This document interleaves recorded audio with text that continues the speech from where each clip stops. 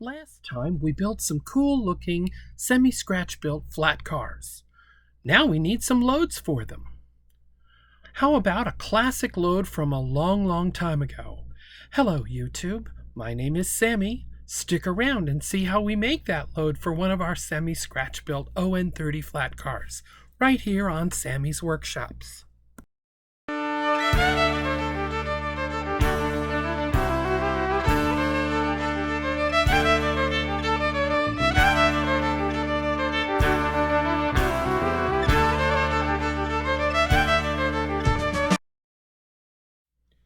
Hello YouTube, my name is Sammy and welcome back to Sammy's Workshops. Last time we made some semi-scratch built flat cars in On30. Now we need some loads for them so our model railroad can earn a little bit of revenue. And this load needs a little background. I've loved trains since I was very small, and when I got to school, the librarian answered my question about books about railroads with a stack of old model railroader magazines. One of them, from June of 1960, had an article on scratch building a heavy-duty flat car by a fellow named Gordon Odegaard, a legend in model railroad circles for many years. There's a copy of those plans available in an old Calmback book called Easy to Build Model Railroad Freight Cars with $24 amount car projects. Came out in paperwork back in 1971. I think the plans for the crankshaft may also be in there, and that's what the point is here today. Once Gordon had finished that flat car, he wanted a unique load for it, and he created this cool and funky looking giant crankshaft. The flat car didn't make as big an impression on me as the crankshaft did, because it sure was neat. When I started this semi-scratch built flat car project, I knew I needed a crankshaft load for one of them, possibly for a larger steam engine to drive a new supersized sawmill or a steam power plant or something like that. So I turned to my best new research tool, the internet, to look for that old article or a drawing or a photo, but I found nothing. I kept searching and searching, and finally I found a listing for a laser kit from American Model Builders, and they cited in their instructions that same Gordon Odegaard article from way back when. Now the kit is for HO, and I figured, okay, it might work for On30 because On30 things tend to be a little smaller than full O. And I bought two of them naturally because I also model in both scales. So let's get right into that project.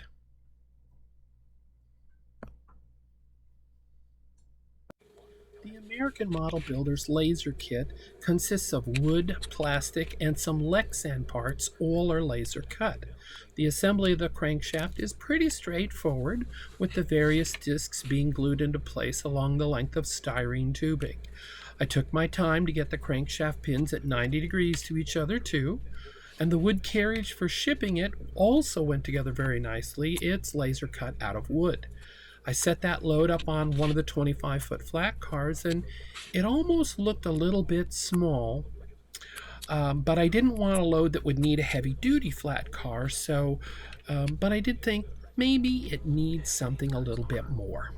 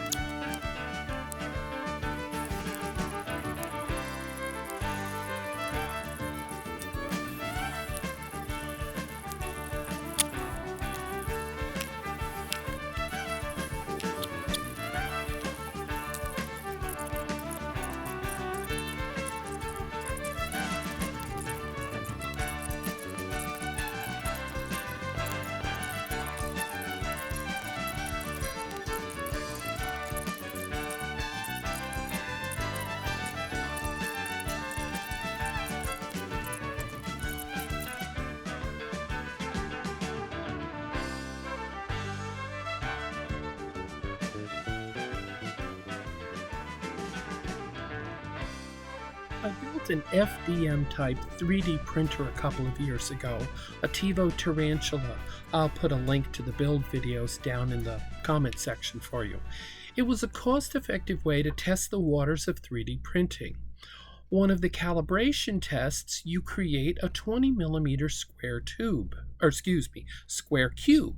and measuring the dimensions would tell you what adjustments you needed to make to get the printer to work more accurately.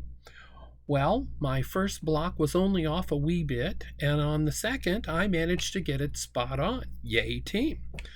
Well, now what do I do with these two green 20 millimeter cubes? At the time, I tossed them into the scrap parts tub, and then this project came along, and I got to going, So I broke out some thin wood and started covering the sides, and then the corner bits and some angled bracing, and voila, a shipping crate, ostensibly to carry the Babbitt bearings for this new crankshaft. Yeah, that's the ticket. On one end of the car, pretty much sitting right on top of the truck, is the crate, and the crankshaft is offset a little bit, and boom, we have a load.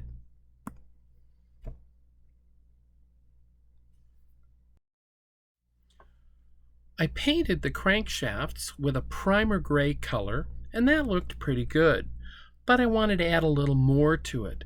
So I grabbed some olive green and painted the crankshaft, the counterweight bodies, and then the center flange in that green, and that looked really good. And then I took some thin strips of blue painter's tape and applied that in places where I figured the bearings would be, ostensibly that they were covered to protect the bearing area during shipping. Anyway, and then we're off to loading up the car. Tying the load down to the flat car involved a little bit of CA glue and some fine black thread left over from another load from Banta Model Works. That'll be part of another video coming soon. And boom, we have a very cool and unique looking load. The second crankshaft will go on another car I have at a later date, and I will have a few more cool, low cost, and fun to build load videos for these flat cars coming up soon. If you enjoyed this video, please hit the like, subscribe, and click on the alert bell to get notified of new videos being uploaded. New videos I try to post every 2 weeks, usually on Wednesdays, and sometimes there's a few others in between as time allows. You can follow me on Facebook and Instagram. I have a website coming for patterns I digitize and plans to download. There is a Patreon account if you'd like to support that channel that way. There's also a way to do that through PayPal. Information is in the links down below. Sometimes there are Amazon links to the tools and supplies I use, so if you want to get the same items I did, you can follow those links. That also helps support the channel. Big thanks to the folks over at Amazon for that too. Be sure to leave a comment or suggestion or something you'd like to see me build in the future, or maybe an answer to a question you've got. I'd love to know what you'd like to see here. I did start this channel to answer questions and to provide how-to advice based upon my experiences. Thanks again for stopping by. Come again soon, and till next time, see ya.